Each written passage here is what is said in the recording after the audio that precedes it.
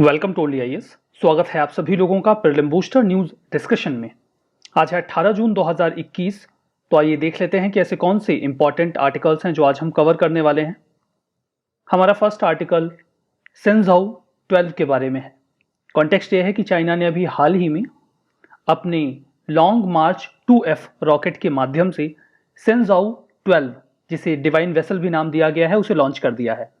मैं आपको बता दूं कि सेंजाओ 12 एक मैन्ड मिशन है जिसके माध्यम से चीन ने अपने 3 एस्ट्रोनॉट्स को चाइनीज स्पेस स्टेशन का जो कोर मॉड्यूल है उसमें पहुंचा दिया है। अब यहां पर हम आगे की बातों को समझें, जो चाइना का स्पेस स्टेशन है उसके बारे में। बिफोर दैट थोड़ा सा बैकग्राउंड लीजिए। देखिए, आपने नाम सुना होगा इंटरनेशनल स्पेस स्टेशन के बारे में। ये एक हैबिटेबल आर्टिफिशियल सैटेलाइट है जो कि लो अर्थ ऑर्बिट में घूम रहा है। इसका जो पहला कंपोनेंट था उसे 1998 में लॉन्च किया गया था, आज से लगभग 23 साल पहले। 5 जो दुनिया की प्रोमिनेंट स्पेस एजेंसीज हैं वो इसका हिस्सा थी, जैसे कि नासा, रसिया का Roscosmos, European space agency, Canadian space agency और जापान का एरोस्पेस एक्सप्लोरेशन एजेंसी, जिसे आप जाक्सा कहते हैं। इन सभी ने मिलकर इसे लॉन्च किया। क्या उस समय चाइना की स्पेस एजेंसी को इसका हिस्सा नहीं बनाया गया? देखिए, चाइना ने अपना जो स्पेस प्रोग्राम है वो 1992 या 93 में ही प्रोमिनेंटली स्टार्ट किया। तो जब आईएसएस को लॉन्च किया जा रहा था तो उस समय जो चाइना की स्पेस एजेंसी थी वो बहुत ही नेसेंट स्टेज में थी। तो बाकी के देशों को ऐसा लगा नहीं कि चाइना इतना पोटेंट है कि वो इंटरनेशनल स्पेस स्टेशन में कुछ खास कंट्रीब्यूट कर पाएगा। तो चाइना को आईएसएस की बिल्डिंग में किसी भी प्रकार का कोई रोल नहीं दिया गया। अभी तक आईएसएस को एकमात्र ऐसा सिंगल आइटम है जिसे माना जाता है कि बहुत ही ज्यादा मोस्ट एक्सपेंसिव है, जिसे कंस्ट्रक्ट किया गया। इंडिया का क्या है? देखिए, इंडिया और साउथ कोरिया ने 2009 में यह कहा था कि they are willing to join ISS program. इसके बाद कुछ निगोशिएशंस, कुछ बातचीत भी हुई। लेकिन अभी 2019 में जो इसरो के चेयरमैन हैं के सिवान, उन्होंने ये अनाउंस किया कि इंडिया आईएसएस में पार्टिसिपेट नहीं करेगा। रेदर हम 20 टन का अपना खुद का स्पेस स्टेशन 2030 तक लॉन्च कर देंगे। इसका एक मुख्य कारण यह भी है बिकॉज अब आईएसएस कुछ खास दिनों तक नहीं चलेगा। पहले तो प्लान यह था कि 2025 तक आईएसएस को बंद कर दिया जाएगा। फिर अभी यह कहा गया कि खींच तान कर हम इसे 2030 तक लेकर जाएंगे। तब तक का प्लान है कि इंडिया अपना खुद का जो स्पेस स्टेशन है उसे बना लेगा। यह तो बात हुई इंडिया की। चाइना का क्या किस्सा रहा है? चाइना क्यों नहीं बन पाया आईएसएस का हिस्सा? मैं आपको बता दूं कि चाइना इंटरनेशनल स्पेस स्टेशन का पार्टनर नहीं है और आज तक कोई भी Chinese national international space station पर नहीं गया है। इसका मतलब यह बिल्कुल नहीं कि जो चाइना का कोई एस्ट्रोनॉट है वो स्पेस में नहीं गया। वो स्पेस में गए। इनिशियली जब चाइना को हिस्सेदारी नहीं दी गई इंटरनेशनल स्पेस स्टेशन में, तो चाइना ने अपने खुद के स्पेसशिप के माध्यम से, जिसका नाम था सेंजाओ 5, 2003 में अपना पहला human space flight mission launch किया, जिसमें उन्होंने अपने एक एस्ट्रोनॉट को अंतरिक्ष में भेजा। तो जब चाइना इंटरनेशनल स्पेस स्टेशन का पार्ट नहीं है तो वो स्पेस में कैसे गया? देखिए, इंटरनेशनल स्पेस स्टेशन का पार्ट ना होने का मतलब सिर्फ इतना है कि आपके पास स्पेस में रुकने की जगह नहीं है। इसका मतलब ये बिल्कुल नहीं कि आप वहां जा नहीं सकते। तो फिर कैसे जाएंगे? तब सिंपल होता है कि आपकी स्पेस फ्लाइट स्पेस में जाएगी, धरती के चक्कर लगाएगी और वापस आ जाएगी। बिल्कुल ऐसा ही सेंजाओ 5 ने किया।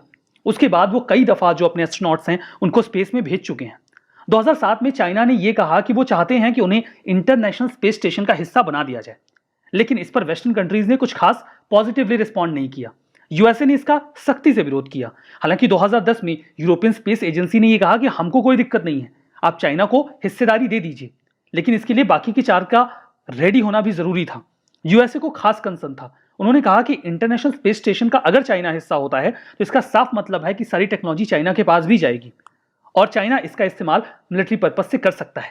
तो यूएसए ने सख्ती से इस चीज को नकार दिया।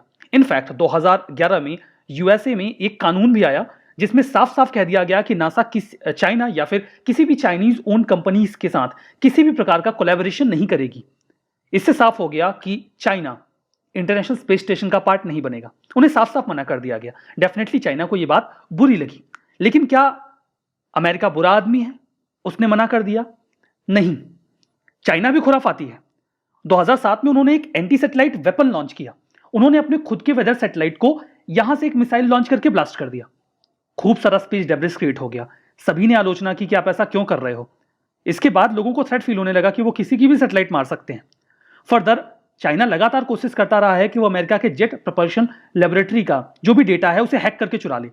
पहली हैकिंग उन्होंने 2011 में की थी, देन 12 में, और 2016-17 के दौर में तो उन्होंने लगभग हैक कर ही लिया था।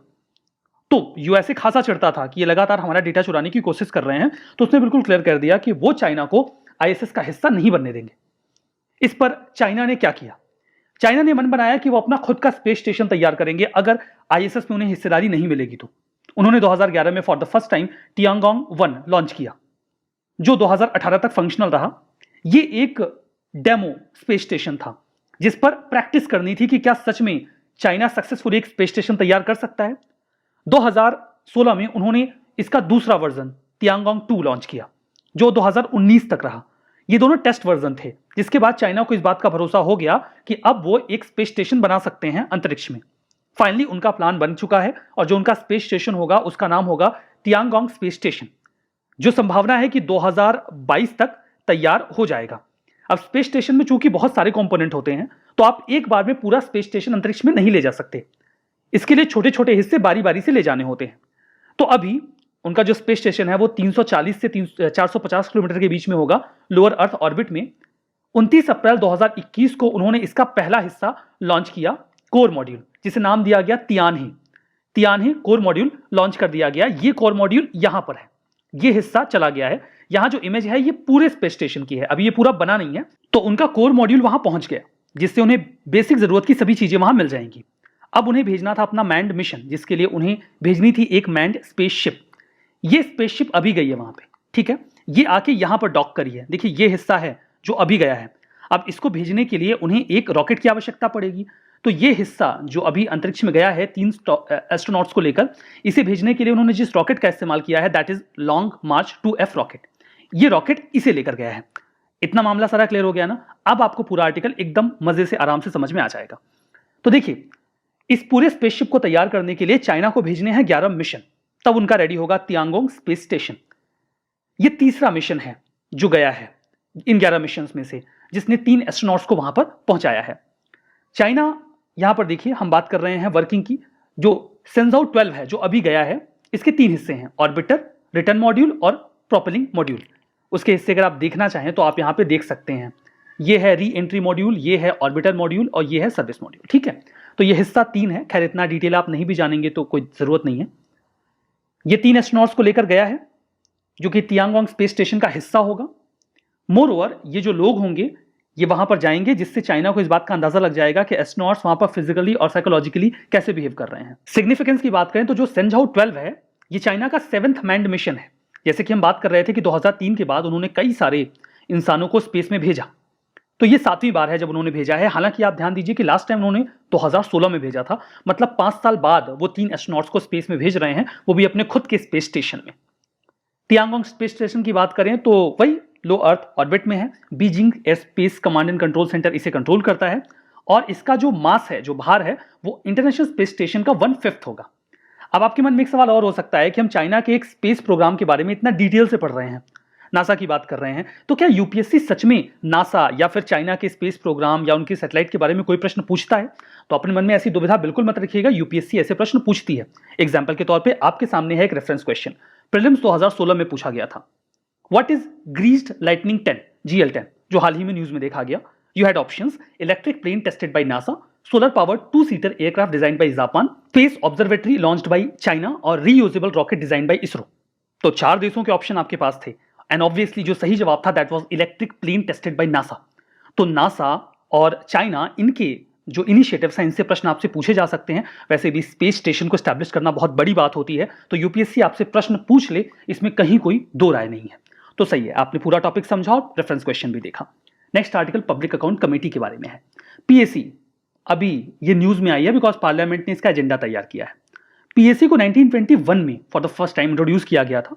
इसका बैकग्राउंड था 1919 का मॉन्टफोर्ट रिफॉर्म, जिसके बेसिस पर आया था government of India act of 1919।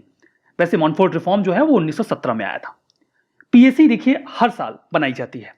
PAC में होते हैं total 22 member public account committee में, जिसमें से 15 होंगे लोकसभा से और 7 राज्यसभा से। ध्यान से याद रखिएगा, पीएसी में 22 मेंबर, 15 लोकसभा से और 7 राज्यसभा से। जो टर्म है इनका वो 1 साल का होता है। स्पीकर चेयरमैन जो होते हैं इस कमेटी के उनको अपॉइंट करते हैं। 1967 से ही ये प्रथा चली आ रही है कि जो भी कमेटी का चेयरमैन होगा वो अपोजिशन पार्टी से होगा। It's just a convention. इनका काम ये होता है कि जो कैग अपनी रिपोर्ट सबमिट करता है पार्लियामेंट के सामने, उस कैग की रिपोर्ट को ऑडिट किया जाता है पब्लिक अकाउंट कमेटी के द्वारा। हालांकि इनकी कुछ लिमिटेशंस हैं। ये किसी पॉलिसी को क्वेश्चन नहीं कर सकते, जो चल रहा है वो चलेगा। इनके पास एक्सपेंसेस को लिमिट करने का कोई ऑप्शन नहीं है। ये केवल बता सकते हैं कि खर्चा ज्यादा हुआ है। ये डे टू डे जो एडमिनिस्ट्रेशन है उसमें इंटरवीन नहीं कर सकते। इनकी रिकमेंडेशंस महज एडवाइजरी हैं जिन्हें मिनिस्ट्रीज आसानी से इग्नोर कर सकती हैं। इनके पास खर्चे को रोकने का भी कोई विकल्प नहीं है। ये सिर्फ एक एग्जीक्यूटिव बॉडी है। मतलब साफ है कि जो फाइनल डिसीजन है वो पार्लियामेंट के द्वारा ही लिया जाता है। तो कुल मिला के इनके पास कुछ खास एक्शन लेने वाली पावर नहीं है, बस ये इवैल्यूएशन कर सकते हैं, रिकमेंडेशन दे सकते हैं। तो क्या इस प्रकार की कमेटीज पर यूपीएससी क्वेश्चन पूछती है? ऑब्वियसली पूछती है। 2014 के प्रीलिम्स में क्वेश्चन पूछा गया था कि निम्नलिखित में से कौन सी कमेटी है जो सबसे बड़ी होती है पार्लियामेंट में। ऑप्शंस थे public account committee, estimate committee, committee on public undertaking और कमेटी ऑन पिटीशन। सही जवाब पब्लिक अकाउंट कमेटी बिल्कुल नहीं था जो हमने अभी पढ़ा। रदर सही जवाब था कमेटी ऑन एस्टिमेट, क्योंकि अभी जो हम बात कर रहे थे पब्लिक अकाउंट कमेटी में होते हैं टोटल 22 मेंबर, देखा था ना हमने, जबकि जो एस्टिमेट कमेटी है उसमें होते हैं 30 मेंबर।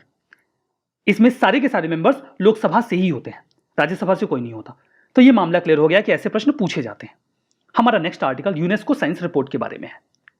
अभी 2021 के 11 जून को ये रिपोर्ट पब्लिश की गई है जिसका टाइटल था race against time for smarter development. UNESCO की ये रिपोर्ट है। ये दुनिया भर में जो साइंस का डेवलपमेंट है उसे मॉनिटर करते हैं। ध्यान दीजिएगा रिपोर्ट इंपॉर्टेंट है क्योंकि 5 साल में एक बार आती है। यूनेस्को, जिसका फुल फॉर्म है United Nations Educational Scientific and Cultural Organization, वो इसे रिलीज करता है। काम बिल्कुल साफ है। दुनिया में जो साइंस का डेवलपमेंट है वो किस दिशा में जा रहा है उसको आइडेंटिफाई करने की जिम्मेदारी इस रिपोर्ट की होती है। लेटेस्ट रिपोर्ट में इंडिया के ऊपर एक एक्सक्लूसिव चैप्टर था। अच्छी बात है। इंडिया के बारे में उन्होंने क्या बताया? इन्होंने कहा कि इंडिया में रिसर्च के ऊपर जो इन्वेस्टमेंट किया जा रहा है वो हमारी जीडीपी का 0.7% है। स्टैग्नेंट पड़ा हुआ है कई सालों से, बढ़ा नहीं। इसका मतलब ये नहीं कि इन्वेस्टमेंट बढ़ नहीं रहा है, क्योंकि हमारी जीडीपी बढ़ रही है तो मॉनेटरी वैल्यू तो बढ़ रही है, लेकिन जीडीपी में शेयर 0.7% ही है। 1990 में पर 10,000 लेबर पर जो हमारे यहां रिसर्च एंड डेवलपमेंट में इंगेज साइंटिस्ट या इंजीनियर थे वो 10 थे। 2018 में ये बढ़ के महज 11 हुए हैं, यानी कि कुछ खास फर्क नहीं पड़ा है। रिसर्च एंड डेवलपमेंट में 2015 के बाद से ही जो गवर्नमेंट है उन्होंने अपना शेयर कम किया है। मतलब गवर्नमेंट ज्यादा इन्वॉल्व नहीं हो रही है। रेदर जो प्राइवेट बिजनेसेस हैं उनके यहां R&D में 42% की बढ़ोतरी हुई है। ये सारी बातें हमें इस रिपोर्ट से पता चली हैं। हमारा next article ASEAN defence ministers meeting plus के बारे में है। फर्स्ट ऑफ ऑल तो आसियान कंट्रीज के बारे में आप जानते हैं जिसमें साउथ ईस्ट एशिया के 10 देश हैं। अब इसमें इस प्लस का क्या मतलब है? आसियान में जब प्लस जुड़ता है तो 8 और कंट्रीज जुड़ जाती हैं जिन्हें प्लस कंट्री कहा जाता है। वो 8 जो उनके डायलॉग पार्टनर हैं 2000 Australia, China, India, Japan, New Zealand, Republic of Korea, Russia और यूएसए। तो आसियान के 10 देश प्लस यानी कि 8 और देश। आसियान प्लस का मतलब आपने समझ लिया। अभी हाल ही में इनके डिफेंस मिनिस्टर्स की मीटिंग हुई थी।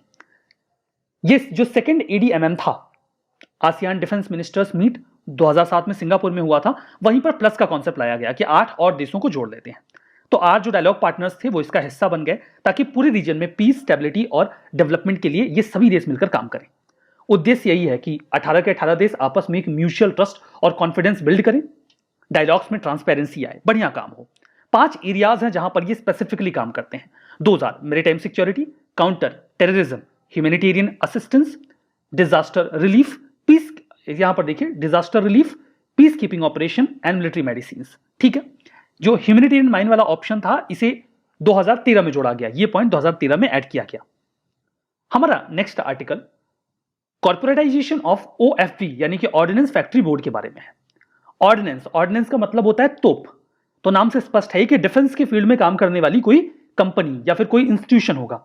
ध्यान दीजिएगा कि ऑर्डिनेंस फैक्ट्री बोर्ड को काफी लंबी समय से बात चल रही थी कि इसका काम बढ़िया से नहीं चल रहा है। सरकार ने कहा हम इसको कॉर्पोरेटाइज कर देंगे। अभी उसके लिए अप्रूवल मिल गया है कि ऑर्डिनेंस फैक्ट्री बोर्ड को हम कॉर्पोरेटाइज कर देंगे। ये मामला क्या है समझें। बिफोर दैट आप समझिए कि ऑर्डिनेंस फैक्ट्री बोर्ड क्या होता है। ऑर्डिनेंस फैक्ट्री बोर्ड एक अम्ब्रेला बॉडी है, ये कोई एक कंपनी नहीं है। ऑर्डिनेंस फैक्ट्री बोर्ड में टोटल 41 ऑर्डिनेंस फैक्ट्रीज आती हैं जो हथियार बनाती हैं हमारी आर्मी के लिए, नेवी के लिए, एयरफोर्स के लिए। 1775 में for the first time British authorities ने कोलकाता के फोर्ट विलियम में बोर्ड ऑफ ऑर्डिनेंस को स्टैब्लिश किया था। माना जाता है कि ऑर्डिनेंस फैक्ट्री बोर्ड की शुरुआत यही थी, जिसके बाद इंडिया में आर्मी ऑर्डिनेंस की शुरुआत हुई। करेंटली ये मिनिस्ट्री ऑफ डिफेंस के सबऑर्डिनेट ऑफिस के तहत काम कर रहा है। मैंडेट यही है, वेपन्स, एम्यूनिशन, सप्लाईज जो पैरामिलिट्री फोर्सेस हैं, पुलिस फोर्सेस हैं, उनके लिए बनाते हैं। हेडक्वार्टर इनका वेस्ट बंगाल के कोलकाता में है। तो आपने समझ लिया कि ऑर्डिनेंस फैक्ट्री बोर्ड एक अम्ब्रेला टर्म है जिसमें आती हैं टोटल 41 कंपनीज जो बनाती हैं हथियार, तोपें, बहुत कुछ। ठीक है, तो ऑर्डिनेंस फैक्ट्री बोर्ड जो है वो कॉर्पोरेटाइजेशन के बाद डिसॉल्व कर दी जाएगी और इन्हें 7 पीएसयूज में कन्वर्ट कर दिया जाएगा, जिन्हें कहा जाता है डीपीएसयू। जो डिफेंस के पीएसयूज होते हैं उनको बोलते हैं डीपीएसयू। तो पूरे ऑर्डिनेंस, जैसे एक ऑर्डिनेंस फैक्ट्री बोर्ड के अंदर 41 कंपनीज थी, अब इनको 7 हिस्सों में डिवाइड कर दिया जाएगा। 41 फैक्ट्रीज एक ग्रुप में, अलग अलग फैक्ट्रीज में डाल दी जाएंगी और हर ग्रुप को, यानी कि जो 7 फैक्ट्रीज होंगी, इनमें से हर फैक्ट्री को एक स्पेसिफिक चीज मैन्युफैक्चर करने के लिए कहा जाएगा। लाइक एक से कह दिया गया कि आप डिफेंस की व्हीकल्स बनाइए, तो वो डिफेंस की व्हीकल से बनाएंगे। किसी से कहा गया कि आप आर्टिलरी गन बनाइए, तो वो आर्टिलरी गन ही बनाएंगे। तो इस तरीके से पूरा स्ट्रक्चर रीऑर्गेनाइज कर दिया जाएगा। कारपोरेटाइजेशन का सिंपल मतलब ये होता है कि जो कारपोरेट की प्रैक्टिसेस हैं, बढ़िया मैनेजमेंट, प्रैक्टिकल आउटपुट, इन सभी चीजों को इंक्लूड किया जाए जो पब्लिक सेक्टर यूनिट्स हैं उनमें। ये कंपनी अभी भी पब्लिक ओन्ड ही रहेगी, मतलब कि सरकार इसे ओन करेगी। ये पहले भी चलता रहेगा, केवल इसके काम करने के तरीके में बदलाव लाया जाएगा। गवर्नमेंट ओन रहेगी 100%, उसके बाद भी जो वहां पे एम्प्लॉय काम कर रहे हैं उनकी सर्विस की कंडीशन में कोई फर्क नहीं पड़ेगा। इसके फायदे कई सारे होंगे। कंपनी ज्यादा प्रोडक्टिव हो जाएगी और प्रॉफिटेबल बनेगी। इससे स्पेशलाइजेशन बढ़ेगा, बिकॉज हर जो 7 कंपनीज होंगी उनमें से हर एक को एक स्पेशल फंक्शन परफॉर्म करने को कहा जाएगा। कॉम्पिटिटिवनेस बढ़ेगी, उनकी क्वालिटी और कॉस्ट इफिशियंसी भी बढ़ेगी। हमारा नेक्स्ट आर्टिकल एकांबरंथर टेम्पल के बारे में है, जिसे एकांबरेश्वर टेम्पल भी कहा जाता है। तमिलनाडु के कांचीपुरम में है। न्यूज में आई एक छोटे से इशू की वजह से, बिकॉज इनके प्रेमाइस में एक सीधा किंगस्टन स्कूल था, उसको इन्होंने अपने कंट्रोल में ले लिया। ये जो टेम्पल है ये एक हिंदू टेम्पल है, तमिलनाडु के कांचीपुरम में है। सेविज्म से बिलोंग करता है। 5 एलिमेंट्स हैं जिनसे यूनिवर्स का निर्माण हुआ है। ये टेम्पल उनमें से अर्थ को रिप्रेजेंट करता है। इसे एकांबरेश्वर या एकांबरंथर टेम्पल कहा जाता है। यहां पर लिंग के रूप में भगवान शिव की पूजा की जाती है, जिसे पृथ्वी लिंगम कहा जाता है। ऐसा कहा जाता है कि इस स्ट्रक्चर को बनाया गया था चोला डायनेस्टी के दौरान, 9th सेंचुरी में। बाद में विजयनगर के जो शासक आए उन्होंने इसका और एक्सपेंशन किया। Hindu religious and charitable endowment department, जो तमिलनाडु के गवर्नमेंट के तहत काम करता है, वो इस पूरे टेम्पल को मेंटेन और एडमिनिस्टर करते हैं। होपफुली आपने आर्टिकल समझा। कुछ स्टेटमेंट हैं, ट्रू एंड फॉल्स बताइए। सेंझाऊ 12 चाइना का मैंड मिशन है।